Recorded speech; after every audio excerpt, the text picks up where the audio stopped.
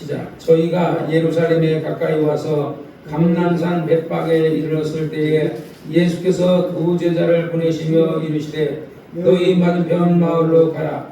보험내인 나귀와 나귀 새끼가 함께 있는 것을 보리니 풀어 내게로 끌고 오너라. 만일 누가 무슨 말을 하거든 주가 쓰시겠다 하라. 그리하면 즉시 보내리라 하시니 이는 선자로 하신 말씀을 이루려 하심이라. 일러스되 시온의 딸에게 이르기를 내 왕이 내게 임하나니 그는 겸손하여 나귀 곧 멍에 맨 짐승의 새끼를 잡수가 하라 하였느니라. 제자들이 가서 예수의 명하신 대로 하여 나귀와 나귀 새끼를 끌고 와서 자기들의 겉옷을 그 위에 얹음에 예수께서 그 위에 타시니 무리의 대부분은 그 겉옷을 길에 펴며 다른 이는 나무 가지를 베어 길에 펴고 앞에서 가고 뒤에서 따르는 무리가 소리질러 가로되 호산나 다윗의 자손이여 찬송하리로다. 주의 이름으로 오시는 이여 가장 높은 곳에서 호산나 하더라. 예수께서 예루살렘에 들어가시니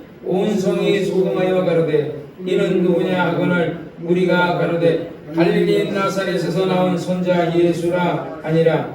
예수께서 성전에 들어가사 성전에서 예배하는 모든 자를 내어 쫓으시며 돈박 보는 자들의 상과 비둘기 파는 자들의 의자를 둘러 부시고 저희에게 이르시되 기록된 바 내 집은 기도하는 집이라. 일컬음을 받으리라 하였거늘 너희는 강도의 우리를 만나는 것이다. 신이라. 소경과 전원자들이 성전에서 예수께 나음에 고쳐주시니 대전들과 서기관들이 예수에 하시는 이상한 일과 또 성전에서 소리질러 호산나 다윗의 자손이 하는 아이들을 보고 분하여 예수께 말하되 저희의 하는 말을 듣느뇨. 예수께서 가라사대 그렇다. 너희 어린아이와 젖먹이의 입에서 나오는 찬미를 온전케 하셨나이다 함을 너희가 읽어본 일이 없느냐 하시고 그들을 떠나 성 밖으로 베다니에 가서 거기서 유하시니라. 아멘.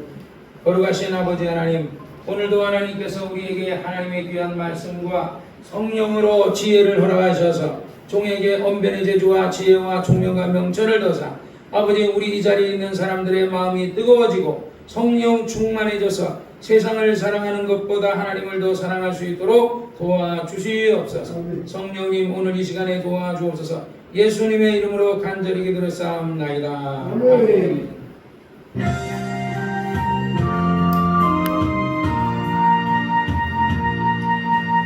사랑하는 자여 내 영혼이 잘된 같이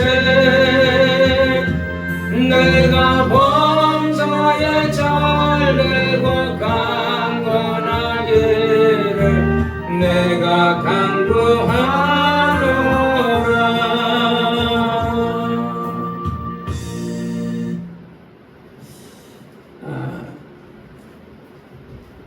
하나님께서 창세 전에 인간을 구원하실 것을 아담을 지었을 때 창세기 1장에 보면 하나님께서 거기서 계획을 하세요.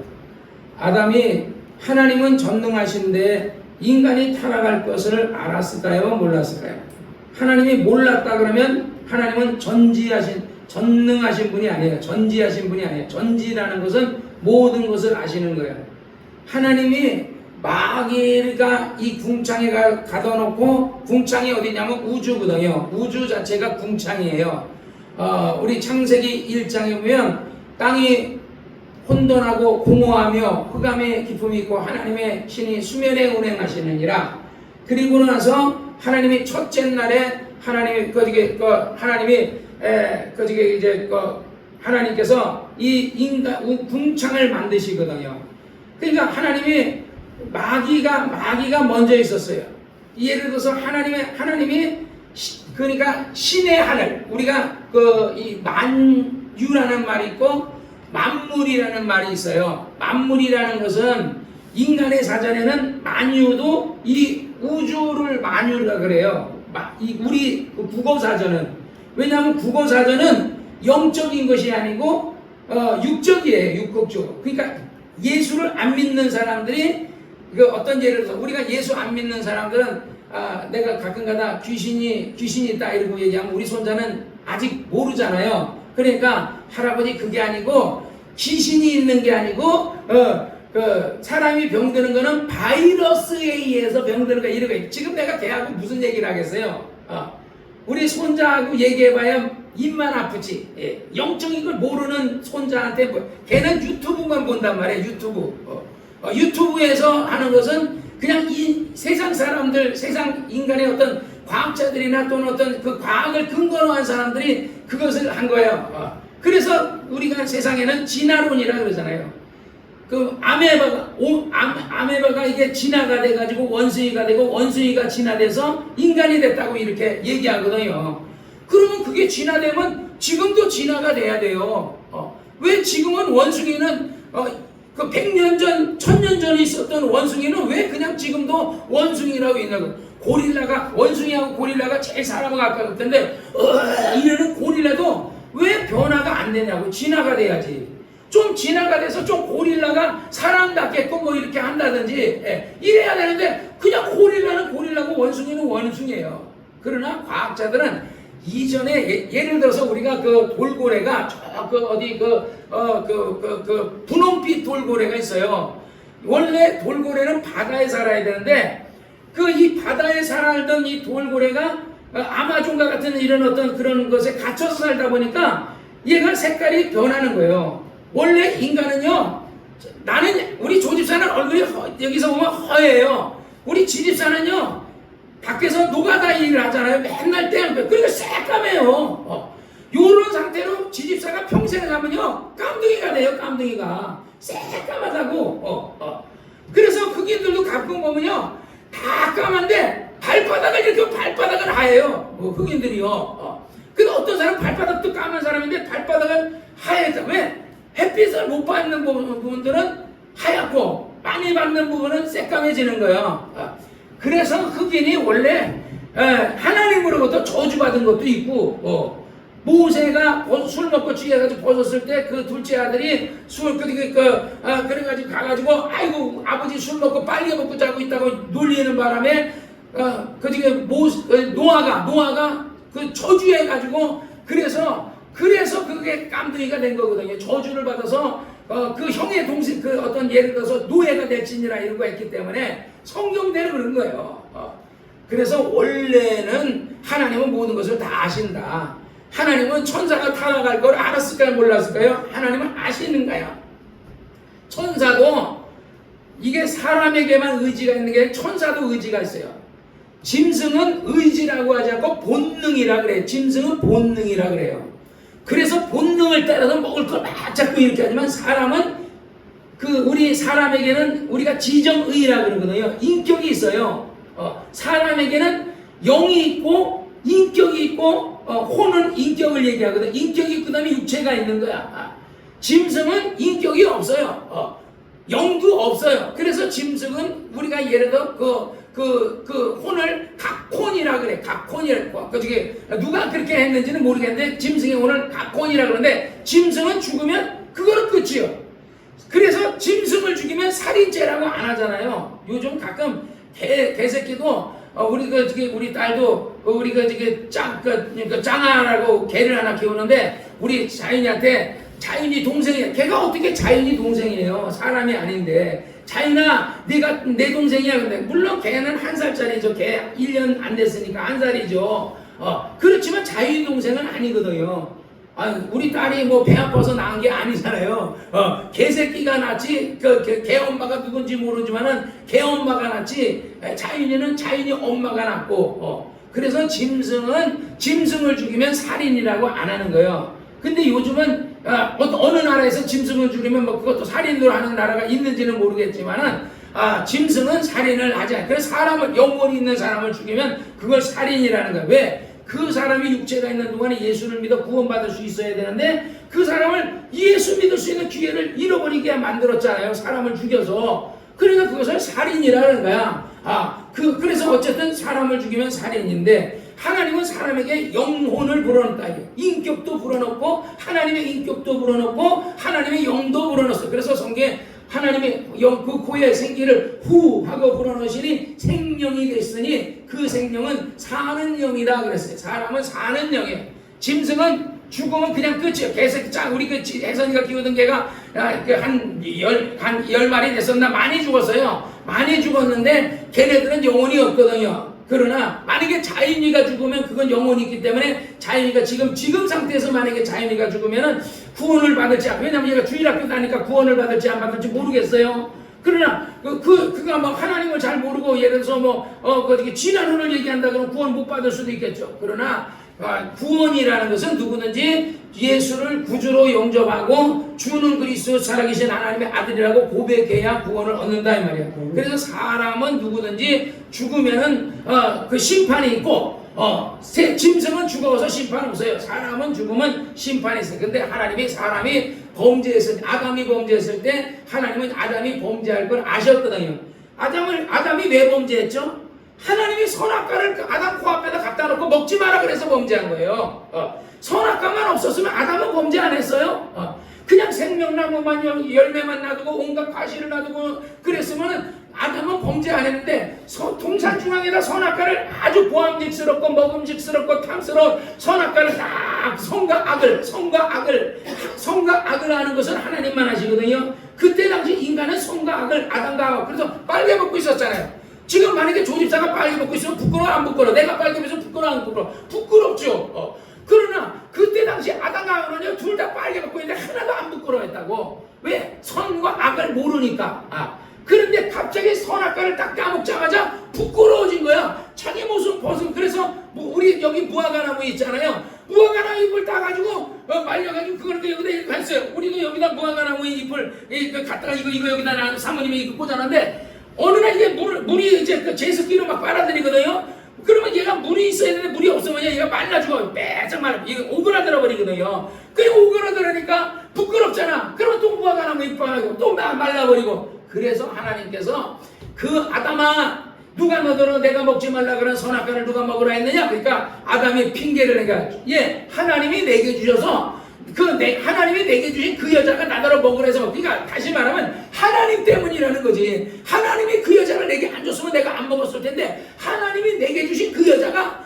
선악과를 줘서 내가 먹었다 이거야. 지가 그걸 아내가 준 걸 먹었다 이렇게 얘기하냐고. 하나님 꼭꼭 물고 들어가요. 하나님이 내게 주셔서 그래서 그런 거다. 그러니까 하나님이 하와에게 하와야 누가 너더러 내가 먹지 말라 그런 선악과를 먹으라니까 하와도 똑같아요. 뱀이 먹으라 그래서 먹었나이다. 그래서 뱀에게는 뱀아 너가 왜 먹으라 그러면 먹지 그러니까 하고 얘기하잖아요. 뱀에게 바로 그냥 묻지도 않고 저주를 받아. 너는 저주를 받아 땅에 기어다니고 이제부터는 너는 이제 흙을 먹어라. 사람은 뭐로 지었어요? 흙을 지었죠. 진자는 이긴 자의 종이거든요. 마귀가 뱀이 사람을 꾀해가지고 어쨌든 사기를 쳐서 요번에 우리 집사람 옛날에 아는 사람 권사님이 맨날 전화와 나 있는데 전화와 지금 1,000,000원을 넣으면 그거를 분할로 준다는 거야. 그래서 하지마. 그런 거 하지마. 1,000,000원도 없지만 그런 거 하지마. 다단계는 아무튼 이 피라미드는요 있잖아요. 뭐 돈 먹고 하듯이 도박처럼요 그런 식으로 많이 하거든요. 그래서 처음에는 그 100%의 예를 들어 그 1,000,000원을 내놓으면 그걸 가지고 수당을 3.8%는 이제 그 다단계 회원들에게 나눠주고 나머지는 지가 먹고 이런 식으로 해서 나눠가는 거예요. 그래 처음에는 이제 두 사람일 테니까 한 사람 데려오면 두 사람 데려오면 그거 나눠서 줬는데 이게 밑에는 점점 많아져요. 나중에 무한대로 많아지면 그 다음에 나눠줄 수가 없거든요. 왜냐면 나눠주려면 그만큼 또 들어와야 되는데 안 들어오는 날이 있다고. 안 들어오는 날이 그게 6개월인지 그게 1년인지 모르지만 안 들어오는 날이 그 다단계 회사가 망하는 날이거든요. 그러면 다단계 회사가 그래서 그냥 그러고 도망가는 거예요. 저번에 그 용감한 형사 해보니까 어떤 사람이 다단계 회사를 해가지고 한 30억인가 40억을 해서 벌어서 이 사람 약간 조폭 기질이 있는 사람. 그래가지고 거기 직원 하나가 조폭인데 그래 그 사람과 같이 이렇게 해가지고 다단계 회사를 했는데 어느 날 이 사람이 없어진 거야. 그랬더니 경찰에 이거 제보해주는 사람이 형님 내가 그러니까 저기 어떤 사람 다단계 하는 사람 40억 요번에 해먹었잖아요. 그 사람 없어졌잖아요. 그 사람은 왜 중국 안 갔어요? 나머지는 형님이 알아보세요. 그런데 그 형사가 딱 직감하는 거. 누가 죽였겠구나. 그러니까 죽였으니까 그러면 이제 거기에 이제 그 부사장 같은 사람 있잖아. 그 사람이 원래 그 조폭인데 돈이 개뿔도 없었단 말이야. 그런데 갑자기 그 사람 뒷조사를 딱 하니까 와이프 이름은 집 사고 아버지 이름은 뭐 사주고 뭐 땅도 사고 막 한 거야. 그래놓고 그런 땅을 하나 400평을 사놨는데 거기다 싸놓은 게 있잖아요. 막 싸놓은 게가 예를 들어 한 번 사람을 딱 물면 안 놓는 게 그런 게를 일곱 마리를 풀어놨더래. 그 안에다가 400평 땅 안에다가. 그리고 중간에는 컨테이너 박스 하나가 딱 있고 이거 냄새가 난다. 그래가지고 냄새가 나서 조사를 해보니까 그 사람이 나중에 그 사장을 죽여 다단계에서 40억을 죽여가지고 한 사람을 죽여서 거기다 묻어둔 거야. 묻어놓고 그 돈 갖고 그 사람 돈 뺏어가지고 한 거야. 우리가 영화 같은 것도 있잖아요. 다단계 하다가 뭐 몇 천억을 해가지고 외국으로 나는 사람, 그 사람이 죽었냐 살았냐 뭐 그런 얘기도 많고 했잖아요. 그런 영화도 나온 게 있다고요. 이름 제목은 모르지만.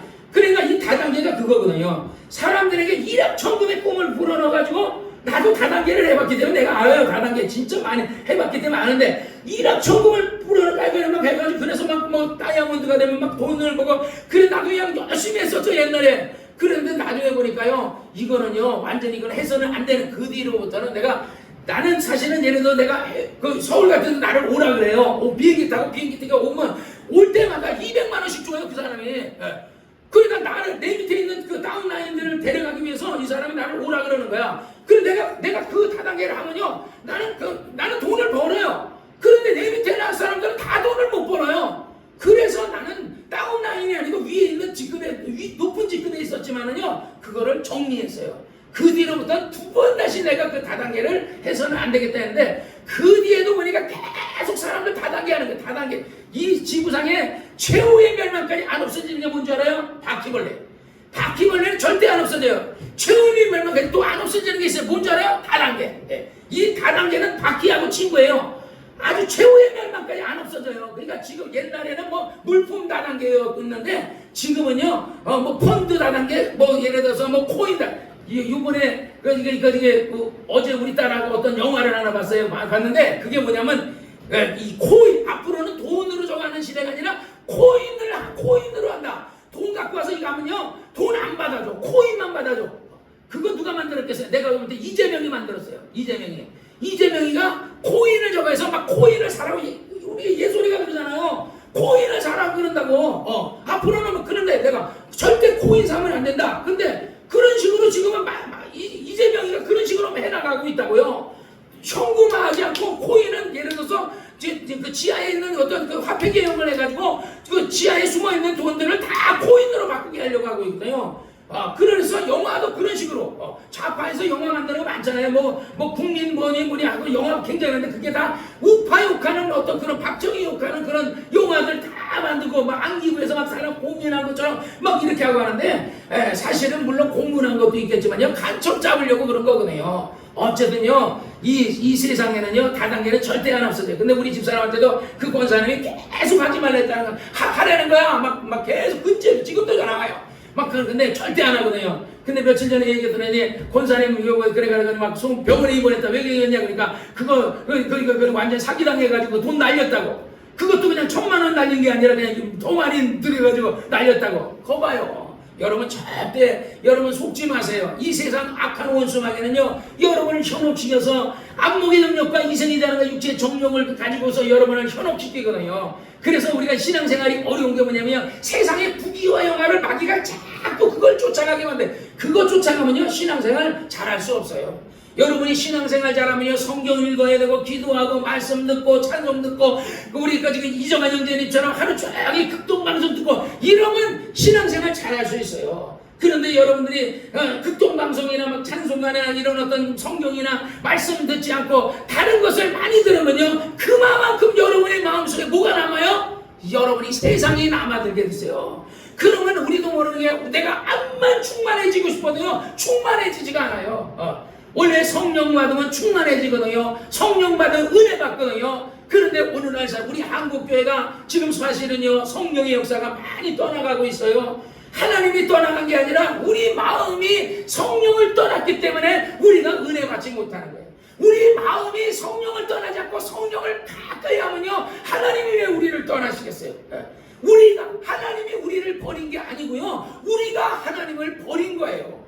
우리가 세상의 안목의 능력과 인생이 되는 육체의 정력에 따라서 우리가 살았기 때문에 하나님이 나를 떠난 거예요. 그래서 병이 온 거예요. 그래서 저주가 온 거예요. 여러분의 가정에 문제가 생겼다면요, 다 그것이 뭐 때문인 줄 알아요? 육신의 정욕과 안목의 정욕과 이생의 사랑을 쫓았기 때문에 그런 곳을 온 거예요. 그러면 어떻게 하면 될까요? 다시 회개하고 천부이 없어서 손 들고 옵니다고 다시 옛날에 그 열심을 되찾고 기도원에 가서 막, 이번에도 한월산 기도원 가보니까요, 사람은 얼마 없는데 한 50명, 한 40명 그 정도 있는데 아주 뜨겁더라고. 그 사람들 늦게까지 남아가지고 막 기도하고 막 열심히 하는데, 정말 내가 한월산 기도원 가보고서 원래는 더럽게 많은데 그래도 그 남은 사람들이 남아가지고 대체적으로 내가 목사님이나 전도사님들이나 그 교회 교인들이야.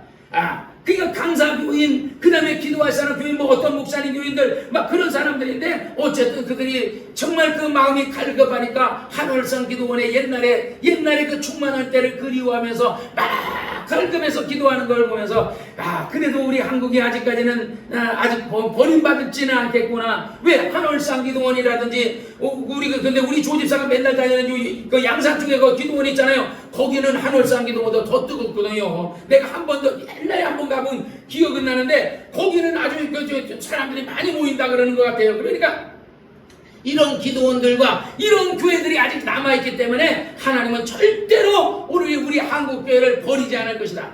우리 한국교회가 망할 것 같고 정말 예를 들어 버림받은 것 같지만 그래도 정말 훌륭한 믿음의 사람들, 믿음으로 살려가는 사람들이 아직까지 남아있기 때문에 하나님이 여러분들을 사랑하시고 도와주시고 지켜주시고 인도해 주실 줄로 믿으시기를 주의 이름으로 축원합니다. 할렐루야. 오늘 말씀해 보니까 저희가 예루살렘에 가까이 와서 감람산 벳박에 이르러서 예수께서 두 제자를 보내셔. 예수님은 어떤 분이시냐면요, 예언대로 오신 분이에요. 성경에 보면, 성경에 스가랴서 9장에 보면은 이런 말이 있어요. 9장 9절에 시온에 따라 크게 기뻐할지어다, 예루살렘에 따라 즐거이 부를지어다. 고난 내 왕이 내게 임하나니 그는 공의로우며 구원을 베풀며 겸손하여 나귀를 타나니 나귀의 작은 것 곧 나귀 새끼니라. 이렇게 예언했어요. 그 다음에 10절에 보면 에브라임아 얘기하면서 말하면서 그가 이방인에게 화평을 전할 것이야. 누가 예수가 이방인에게 화평을 전할 건데 그의 정권은 바다에서 바다까지 이르고 유브라데에서 땅 끝까지라. 그러니까 예수 그리스도의 화평에 먹으면요 땅 끝까지 이른다는 거예요. 그런데 지금 보세요. 원래 예루살렘의 시작에서 제자들이 막 핍박하니까 이제 유대에서 사마리아에서 이방인에게로 막 가면서 로마로 그리스도로 막 퍼져나갔잖아요. 그런데 그리스도가 먼저 로마 그리스가 예수를 믿고 그 다음부터 그리스도 주변으로서 영국으로 해서 불란서라든지 이런 나라들 쫙 예수를 믿으면서 그 나라에서 정말 어떻게 보면 땅끝에 있는 이 대한민국과 중국과 일본 같은 나라들 막 선교사들이 온 거예요. 그런데 일본은요, 선교사들이 우리보다 먼저 갔거든요. 그런데 일본은요, 기독교를 안 받아들였어요. 왜냐면 그들의 일본 사람들이요, 굉장히 대단하면 대단한 게 있는데, 일본 사람은요, 자기네 국산품을 굉장히 써요. 지금도 그래요. 그래서 미국 제품 예를 들어서 쉐보레니 벤츠니 이런 거 암만 가서 팔아먹어라, 들어와라. 우리는 제한한다. 근데 일본 사람들은 벤츠 안 사요. 그 사람들은요, 쉐보레 안 사요. 어떤 차 사느냐? 일본 사람들은요, 일본 차만 사요. 그들이 말할 때, 우리 옛날에 어렸을 때 국산품 애용하면서 그런 거 하는 거 있잖아요. 천막 쳐놓고 거기서 막 하듯이 그 국산품을 그 사람들은 사요. 거의 99.9%는요, 국산품만 써요. 근데 우리나라 사람은 어때요? 우리나라 딱 보면요, 우리나라 벤츠 되게 좋아하거든요. 벤츠, BMW, 도요타, 예를 들어서 렉서스인가 되게 외제 차들 그냥 되게 좋아요.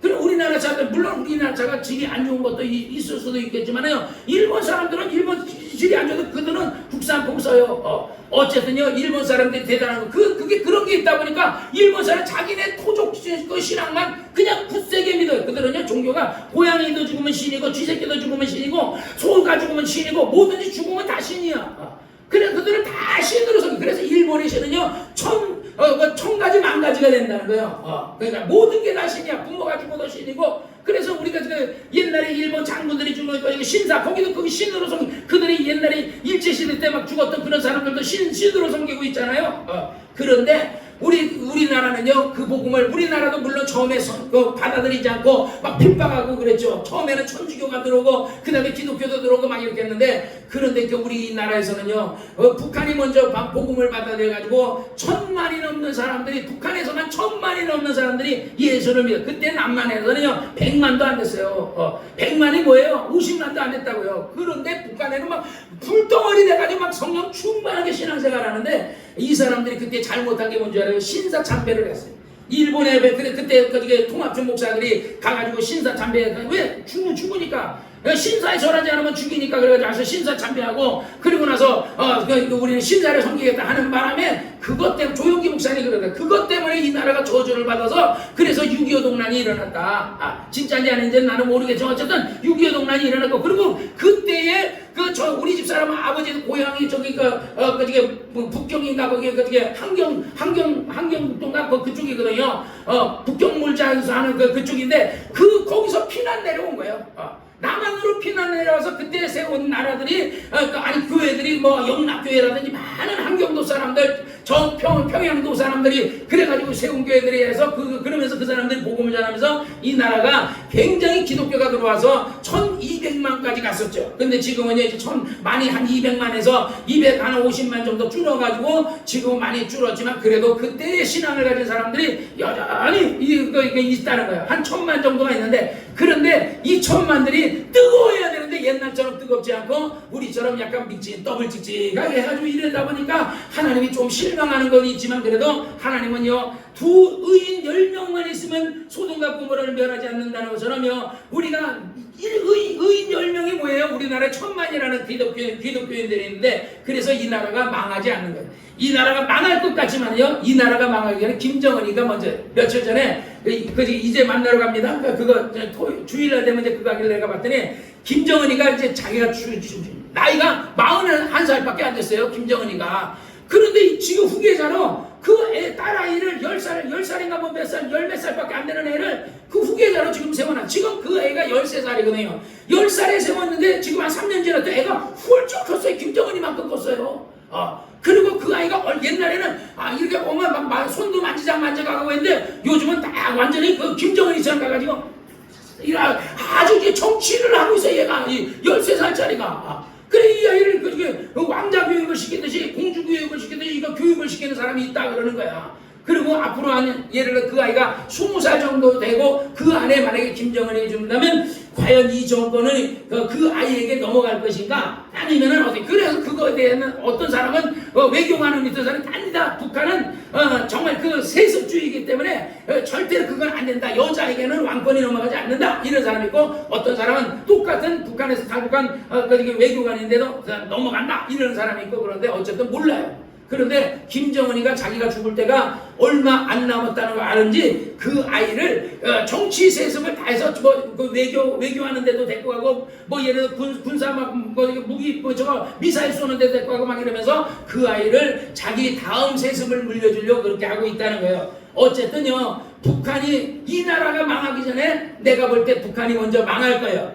북한이 망해야 이 나라에 있는 선교사들 1천만 목사들이 북한에 들어가서 목회할 거거든요. 그러니까 북한 선교가 끝나고는 아마 그때는 아마 주님이 오실 거예요. 그 전에는, 북한 망하기 전에는 나는 절대 이재명이가 누가 지고 있고 누가 정청래가 지든지 말든지 누가 하든지 어쨌든 하나님이 이 나라 버리진 않을 것이다. 기독교인들 그렇게. 그래서 지금 북한에서는요, 기독교인들 때문에 지금 정파 통일이 안 된다 생각해서 지금 기독교를 망하게 하기 위해서 그렇게 지금 작업하는 거예요. 대형 교회들을 우선 다 잡아먹어버리려고 하고 있잖아요. 그래서 지금 정강원 목사님 교회, 여의도 순복음교회, 극동방송 김장한 목사님 교회 지금 경찰들이 들이닥치고 있잖아요. 암만 그래보라 그래요. 이 나라가 망하는가? 이 나라 기독교가 망하는가? 오히려 우리가 고난이 있으면요, 우리가 기도하면요, 하나님 우리 기도를 들으시는 줄 믿으시기를 주의 이름으로 축원합니다.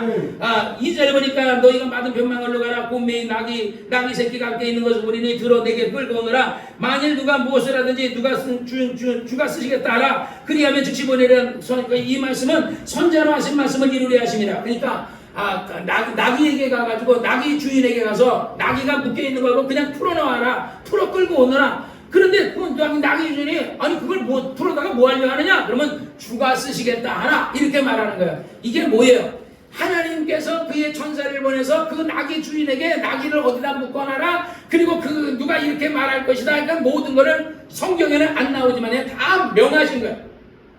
하나님은 어떤 일을 하든지 요한을 보낼 때도 하나님이 천사를 보내서 요한을 아들을 낳지 못하는 정말 스가랴에게 가가지고 그래서 내가 아들을 낳을 것이다. 이름은 요한이라. 그 집안은 스가랴라는 집안은 스가랴라는 이름을 이어서 하지 요한이라는 이름을 쓰지 않는데 그래서 나중에 아기가 태어났을 때 그 형제들이 그 이름을 그 아버지의 이름을 따서 스가랴라 하자. 그러니까 요한이 안 된다. 협판을 달라 소판을 달라. 그래서 소판에다가 요한이라 쓰니까 요한이라는 이름을 쓴 자가 없다 이렇게 얘기하잖아요. 그게 모든 거는 예언대로 하는 거예요. 하나님이 하시는 일은 성령의 감동과 성령의 예언하심과 말씀으로 그래서 모든 것을 하나님이 계획하시는 거예요. 우리가 하는 게 아니고 계획하는 거예요.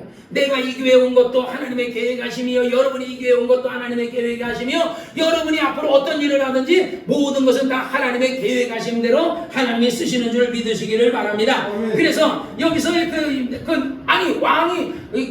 왕이 나오는데 왜 나귀를 타고 가죠? 김정은이도 말 타고 가고 말이에요. 로마의 어떤 장군도 전쟁에 승리하고 그 하얀 백마를 타고 오는데 말이야. 왜 나귀? 그냥 보잘것없는 나귀를 타고 가는 거예요. 그러니까 이것을 예수님이 예루살렘에 입성할 때 낙이 타고 가니까 로마 입장에서 그걸 어떻게 봤냐? 나는 그 생각 한 번도 안 했거든요. 근데 조 목사님과 많은 목사님들의 설교를 들어봤더니 뭐라 그러냐면 그것은 그냥 퍼포먼스로 봤지 그것을 왕이 진짜 입장하는 거로 안 봤다는 거예요. 왜? 왕이 입장하는 거, 이스라엘의 왕이 입장한다 하고 했으면 말을 타고 와야 돼. 백마를 타고 와야 되는데 낙이, 그것도 어린 낙이 새끼 타고 쪼랑말 같은 거 타고, 쪼랑말도 아닌 낙이 새끼 어린 걸 타고 이 끼랴끼랴 이러고 오니 그걸 예를 들어서 왕의 입장이요, 그 나라를, 그 이스라엘 나라를 독립하기 위한 어떤 그 독립운동할 왕을 세우는 그런 입장으로 봤겠냐. 그냥 퍼포먼스를 봤기 때문에 그것을 대적하지 않았다. 로마에서 대적하지 않았다. 만약에 그게 아니고 얘는 진짜로 이스라엘의 왕이 하는 거로 그들이 로마에 왔으면은요 아마 군대를 보냈겠죠. 그래서 따르는 사람들 다 죽였겠죠. 그런데 하나님께서는요 이스라엘 왕은 그는 겸손해서 김정은이도요 백두산에서 말을 타더라고요. 그러니까 백두산에 어떻게 백두산에 말이 어떻게 올라가요? 사람 올라가겠는데 말을 있잖아요. 헬기로 딱 해가지고요 백두산에 올려다는 거야. 그리고 백두산에서 백마를 관리하는 곳이 있는데 백두산에 그 높은 그래서 김정은이가 눈 오는 날 딱 보면요 김정은이하고 그 동생하고 그 집안 식구들이 백마를 딱 타고 말을 타고 막 달려요. 그러니까 그게 뭐냐? 그들은 왕이다 야. 북한의 왕이다 이거야. 그것을 얘기하면서 백마를 타거든. 근데 예수님은요 쪼랑말 타듯이 말이야. 낙이 그 쪼랑말도 아니고 그래 우리 제주도 가면 쪼랑말 있거든요. 최소한 쪼랑말은 타야 되는데 쪼랑말도 아닌 쬐끄만한 낙이 새끼를 타고 있으니 기가 막히잖아요. 그런데 그것을 가리켜서 그는 겸손해서 말을 타지 아니하고 나귀를 타지 않고 나귀의 새끼를 탔다. 5절에 시온의 딸에게 이르기를 내 왕이 내게 임하시는 그는 겸손하여 나귀 곧 멍에에 매는 그러니까 나귀는 멍에를 매는 짐승이다 이거야. 그러니까 예수님이 나귀를 탔다는 것은 멍에를 매기 위해서 온 것이다. 그래서 성경에 마태복음 12장 28절에 이런 말이 있어요. 수고하고 무거운 전자는 다 내게로 내가 너희를 쉬게 하리라. 너의 멍에를 내게 가져오라. 내가 짊어질 것이다 그러잖아요. 우리의 무거운 모든 짐은 우리가 질병이 멍이고 우리가 가난이 멍이고 우리가 정말 죄가 멍이라면 그 모든 우리의 멍에를 다 누구에게? 예수에게 던져버리라는 거야. 예수님은 우리의 멍에를 짊어지기 위해서 오신 분이니까. 그래서 그는 멍에 매는 짐승의 새끼를 탔도다 하였느니라. 제자들이 가서 예수의 명하신 대로 하여 나귀와 나귀 새끼를 끌고 와서 자기들의 겉옷을 그 위에 얹음에 예수께서 그 위에 타시니 그 무리의 대부분은 그 겉옷을 길에 펴고 다른 이는 나뭇가지를 길에 펴며 앞에서 가고 뒤에서 따르는 무리가 소리질러 가는데 호산나 다윗의 자손이여 찬송하리로다. 주의 이름으로 오시는 이여 가장 높은 곳에서 호산나 하더라. 예수께서 예루살렘에 들어가시니 온성이 소동하여 가로되 이는 누구냐? 무리가 가로되 갈릴리 나사렛에서 나온 사람. 그러니까 예수를 처음에 뭐로 봤어요? 선지자로 본 거야. 침례 요한은 처음에 예수께서 침례받을 때 뭐라 그러죠? 이는 하나님의 아들이라고 그랬거든요. 침례 요한이요. 이는 하나님의 아들이다. 이를 어떻게 하느냐? 나에게 그 사람이 어떤 사람이 나타날 텐데 그 위에 성령이 머리 위에 있는 것을 보면은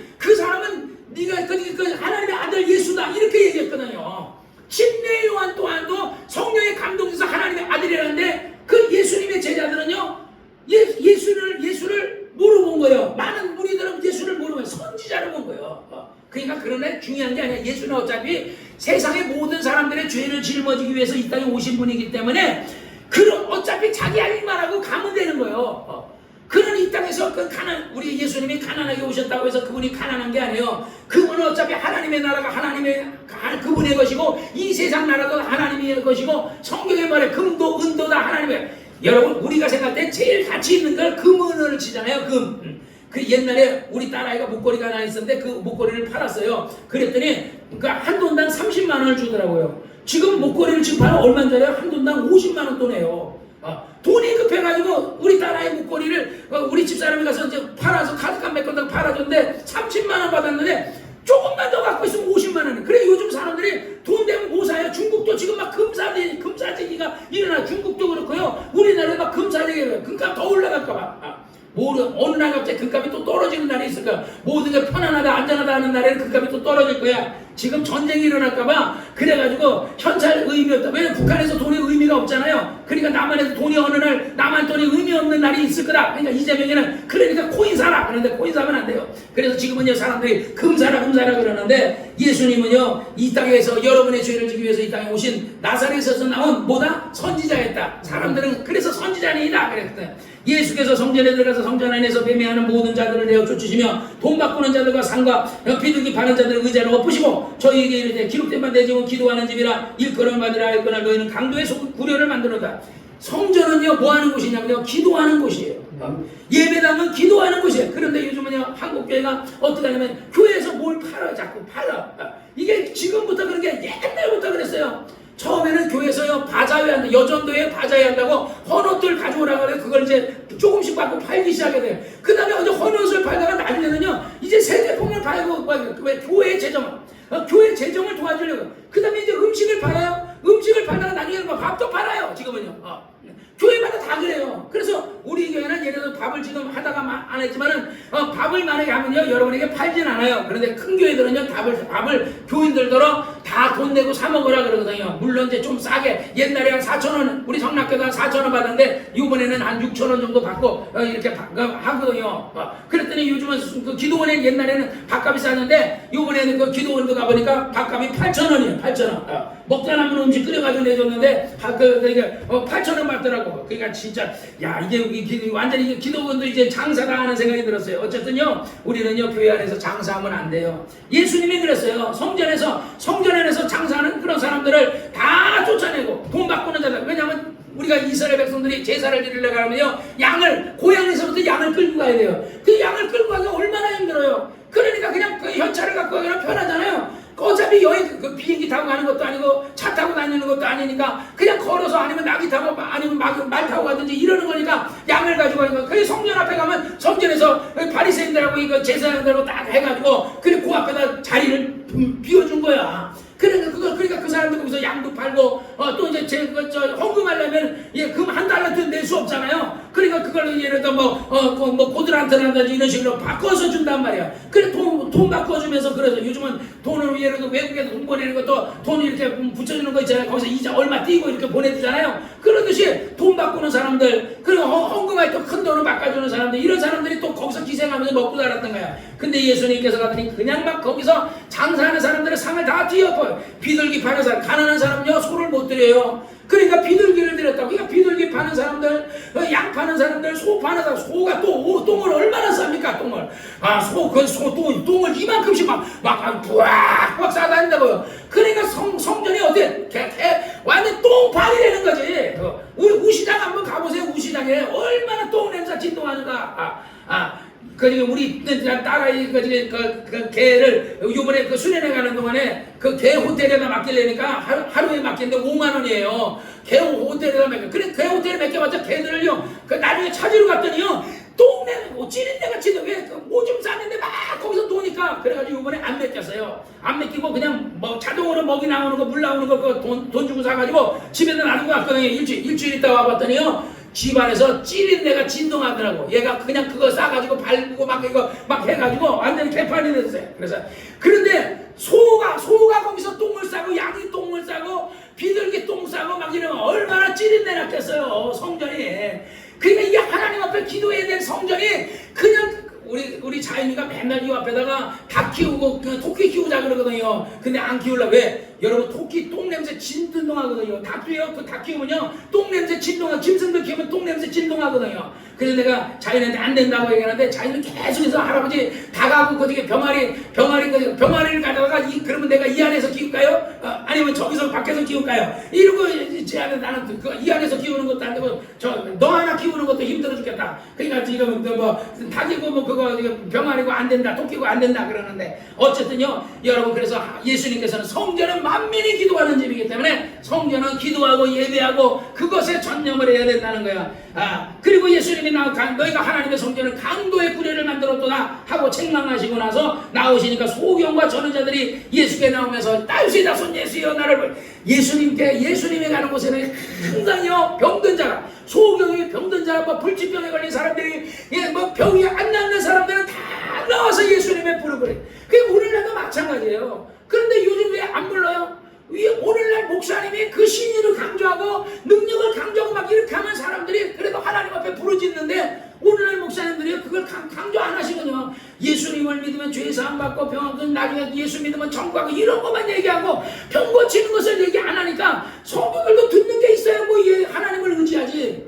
믿으면 들으면서 나와 들으면 그리스도의 말씀인데 믿음이 생겨요. 우리가 물질의 복도요 목사에게 듣는 게 있어야 뭐 하나님 앞에 복을 받지요. 그러다 보니까 목사님들이 어떻게 보면 영적인 것만 가르치고 육적인 것 안 가르치다 보니까 영혼만 잘 되는 게 아니라 육체도 잘 되고 봉사도 잘 되고 다 잘 돼야 되는데 그걸 안 가르치니까 근데 여의도 순복음교회 다 잘 된다. 영혼이 잘 된다. 봉사도 잘 되고 육체도 강건해야 된다 하고 하다 보니까 그 교인들에게는 기적이 일어나는 거야. 암이 막 나.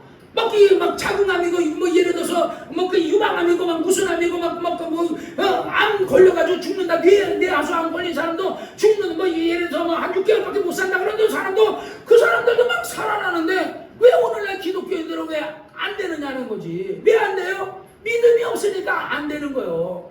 여러분 하나님은 살아계셔요. 하나님이 살아계신 하나님 앞에 부르짖으라는 거예요. 조영기 목사 설교 맨날 들으면요 항상 얘기해. 그 들어가는 구절이 뭐가 있는지 알아? 너는 내게 부르짖으라 그리하면 내가 예레미야 33장 3절의 말씀이에요. 너는 내게 부르짖으라 그리하면 내가 알지 못하는 크고 비밀한 일을 내게 보이리라. 그러니까 부르짖으면 우리가 생각하지 못하는 크고 비밀한 일을 우리가 상상하지 못하는 크고 비밀한 일을 하나님이 우리에게 이루어 주신다는 거예요. 그 얘기를 맨날 듣고 그 다음에 어떤 사람이 병들었던 얘기 병나간 사람 얘기들 맨날 예배 때마다 간증하니까 사람들이 도전을 받잖아. 그러니까 자기가 병들었을 때는 오산리 금식기도 들어가고 기도하고 막 주기도문 애우고 막 통성기도하고 하나님 앞에 막 하면서 예수가 채찍이 맞으면 나음을 이뤘다 이 병은 내 병 아니다. 그러니까 기적이 일어나는데 오늘날 우리 성락교인들은 귀신을 잘 쫓지만요 기적이 안 일어나는 게 왜 안 일어나는 줄 알아요? 안 가르치니까. 김기동 목사님 때만 해도요 그 막 그리스도의 신유가 막 가르치고 막 이렇게 하니까 하는데 지금은요 아예 안 가르치잖아요. 설교에서 그리스도의 신유 얘기를 들어본 적이 없어요. 그러면 안 나요. 왜? 믿음은 들어내서라도 자꾸 신유를 얘기해야 신유가 그 사람도 그 몸이 아프면 하나님 앞에 부르짖어야 되는데 몸이 아프니까 그 들어본 적이 없으니까 어디로 가요? 병원에 가서 의사들은 병 고쳐야 되는데 의사가 신이에요?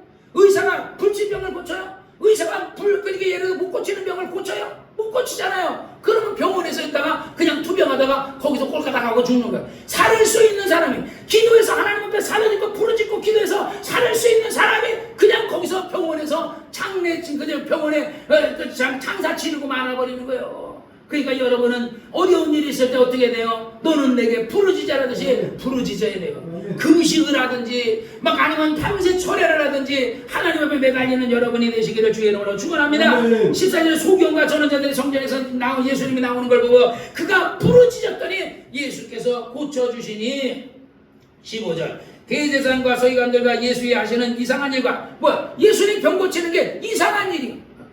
옛날에 여의도 순복음교회는요 방언을 했어요.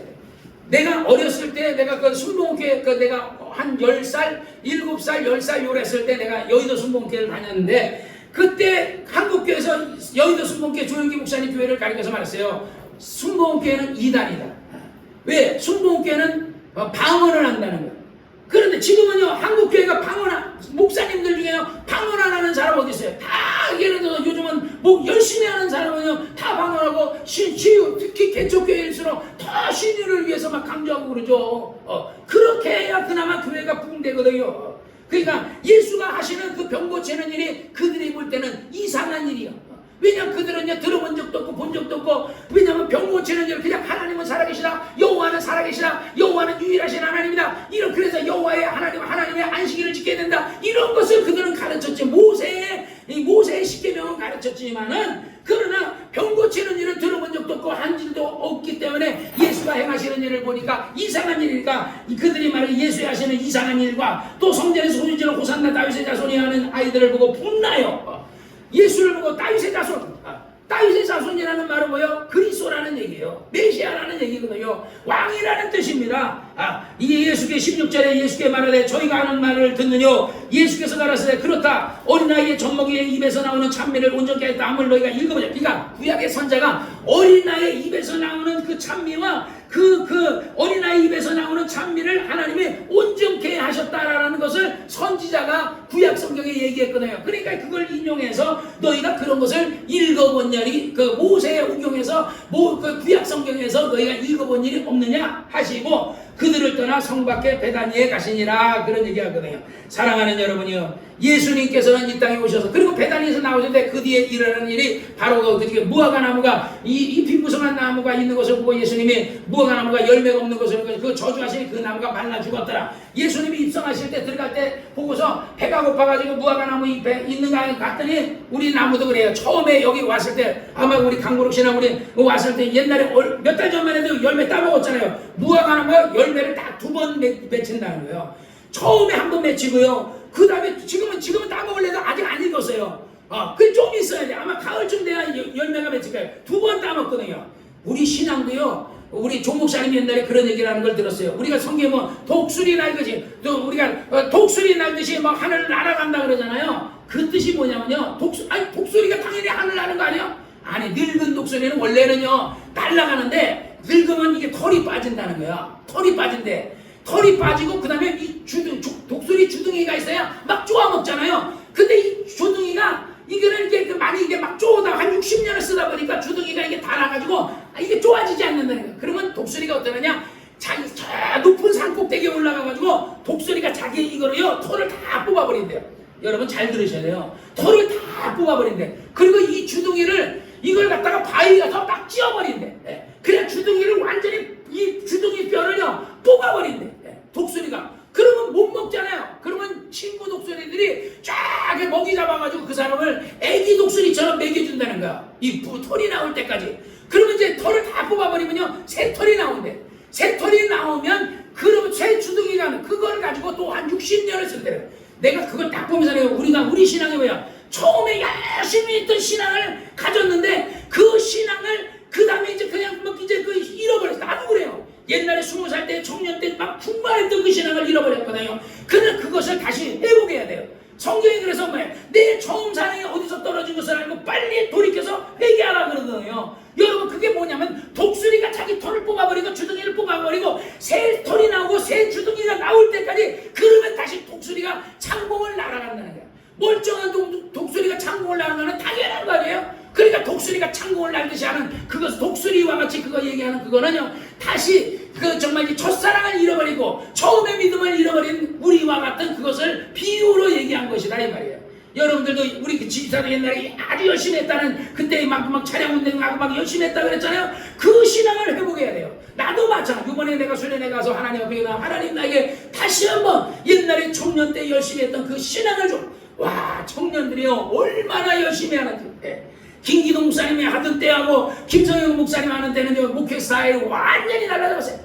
이젠 젊은이들이 완전히 막 외부라고 막 아주 춤을 추고 난리가 세상 말로 하면 난리 법석을 떨어요. 그런데 난 적응이 잘 안 돼. 근데 지금 성락교인들은요 적응이 다 됐어. 안 되는 사람도 내가 볼 때 다 떠났어요. 안 되는 사람이요. 그래 남은 사람이 한 1000여 명이나 한 2000여 명 되는지 모르겠는데 그 사람들은 지금 그냥 막 다 적응이 돼서 열심히 김성현 감독님을 중심으로 하고 그 다음에 거기서 떠난 사람들은 지금 이제 그 청년회관 우리 그 청년회관 우리 지집사는 이해를 못할 거예요. 옛날 성전 그 다음에 두 번째는 지은 사람이 그 대파들이 장하고 있는 새 성전 세 번째로 지은 성전이 지금 구로에 있는 성전. 근데 그 옛날 성전을 청년회가 그 성전이 그것도 한 400평 되는데 그 성전을 자기네가 그것을 장악해야 됐다 해서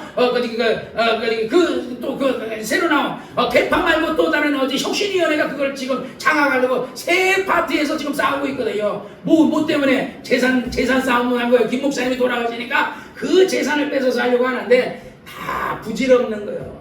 어차피 사람은 죽으면 하나도 가지고 갈 수 없는 게 그 인생입니다. 여러분 신앙생활 열심히 하시기를 주의 이름으로 축원합니다. 그래서 여러분이 옛날에 열심히 하던 신앙을 잃어버렸다면요, 다시 옛날에 그 신앙을 회상하면서 하나님 나에게 다시 한번 옛날에 그 충만하던 신앙을 주시옵소서 하고 기도하시는 여러분이 되시기를 바랍니다. 예수님은요 이 땅에 오셨으니 자기 사명 다 하시고 가셨어요. 그리고 하늘로 올라가서 그 정말 이제 하나님의 보좌 우편에 앉으셨는데 예수님은 다시 오실 것입니다. 그날이 언제인지 나도 모르죠. 그러나 분명히 예수님은 다시 오실 거예요. 그날이 되면 이 세상에 있던 건 다 부질없는 것이고요. 헛되고 사람이 헤아려서 수고하는 모든 것은 헛되고 다 헛된 것이 되어버리고요. 정말 새 나라에서 다시는 눈물이 없고 고생 없는 그 나라에서 영원히 살게 될 것입니다. 할렐루야. 그 나라를 바라보시고 예수님을 바라보시고 신앙생활 열심히 하시기 바랍니다. 오늘 본문의 내용은 나귀가 나오죠. 말씀을 요약하면 나귀가 예수님을 데리고 가고 있어요. 그 나귀가 누구냐? 바로 여러분이에요. 예수님은 겸손하여서 나귀를 타셨다 그랬잖아요. 우리는 사실은 죄인이거든요. 우리는 정말 허물이 많은 사람들이거든요. 그런데 우리 예수님께서 허물 많은 우리 같은 사람을 나귀와 같이 우리를 오늘날 성령께서 여러분을 도구로 쓰시고 있다 이 말이죠. 여러분이 정말 이제 쓰심을 받으면 나중에 주님 앞에 가면 죽도록 충성하라. 그러면 내가 너에게 생명의 멸류관을 주리라는 것처럼요, 여러분이 천국 가서 하나님이 반드시 여러분에게 보상해 줄 줄 믿습니다. 그래서 나귀같이 겸손하게 되고 예수님이 예루살렘 입성을 도운 것처럼 예수님의 이제 재림하시는 예수님을 정말 맞이할 때까지 여러분이 예수님을 잘 섬기고 신앙생활 잘 하시기 바랍니다. 이번에도 우리 수련회 갔다 오는 동안에도 우리 그 지집사하고 우리 이정환 형제님이 자리를 잘 지키셨는데 어쨌든 1년에 한 번이거든요. 다음에도 예를 들어 수련회 하게 되면 또 가야 돼요. 왜냐하면 서울성령께서 부산 예배당은 와가지고 막 찬양도 하는데 울산 예배당은 워낙 규모가 열악하다 보니까 그런데 어쨌든 우리가 가야 되니까 1년에 한 번은 가거든요. 그러니까 어쨌든 우리 지집사가 잘해서 이번에도 수고하셨고 앞으로도 좀 수고해 주시기를 주의 이름으로 축원합니다. 기도합시다. 우리 이 시간에 통성으로 기도할 때 하나님 아버지, 정말 내가 예수님을 데리고 가는 나귀와 같이 내가 겸손한 나귀가 되게